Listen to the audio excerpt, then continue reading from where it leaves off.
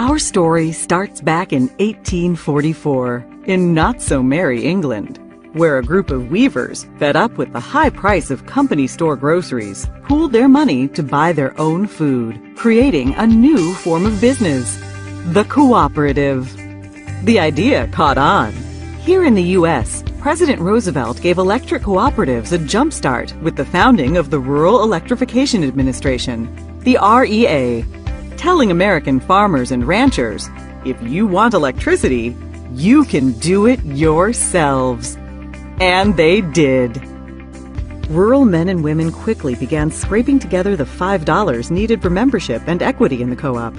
Up went the poles and wire and lines to bring rural folks what they so desperately needed: power. Soon, electric cooperatives popped up all across the country, transforming the way of life in rural America. Today, there are more than 900 electric co-ops in the U.S., bringing electricity to some 42 million Americans. So how do cooperatives work? First off, cooperatives are not for profit. Money comes in from members when they pay their electric bills. Money goes out to pay co-op expenses. A little bit is set aside for emergencies and the future. Any left over is returned to members. Pretty sweet, huh?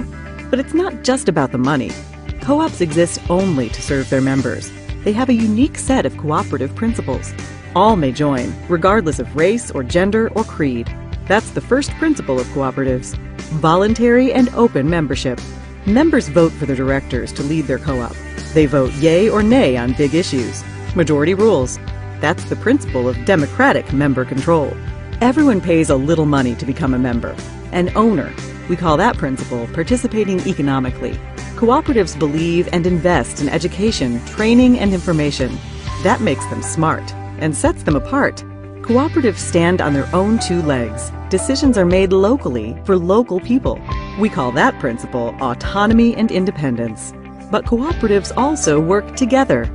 They join forces to restore outages after storms, get financing, do research, and speak up in the halls of government. We call this hallowed principle cooperation among cooperatives. It's what makes us strong. And co-ops have a heart, a big heart. They help kids and industries and communities to grow. They give to hospitals and fire stations, ballparks and businesses. Cooperatives deeply demonstrate this principle: concern for community. Community's a cool concept. Communities are just groups of people. And that is the cooperative's secret ingredient. It's the dedicated people who work day in and day out to provide reliable and affordable power. It's the elected people who shape the policies and tackle the big issues.